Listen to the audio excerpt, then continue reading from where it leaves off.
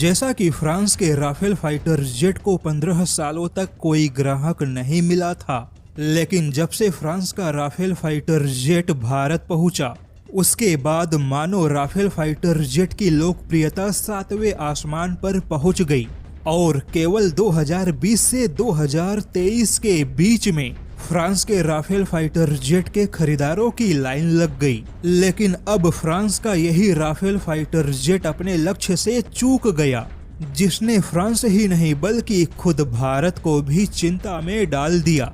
दरअसल फ्रांस के पास फिलहाल में 228 राफेल फाइटर जेट का ऑर्डर बुक है, लेकिन फ्रांस अपने सालाना राफेल फाइटर जेट के सप्लाई के लक्ष्य को पूरा नहीं कर पा रहा है। मौजूदा समय में फ्रांस के पास में एक साल में 18 फाइटर जेट बनाने की क्षमता है, लेकिन फ्रांस केवल एक साल में 13 फाइटर जेट ही बना पाया।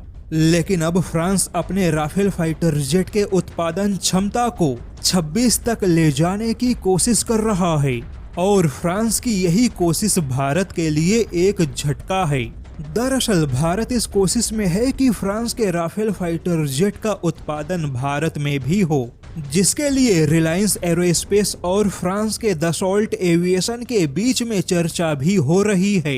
यहाँ तक कि केंद्रीय मंत्री नितिन गडकरी ने नागपुर में राफेल फाइटर जेट के उत्पादन का ऐलान भी कर दिया।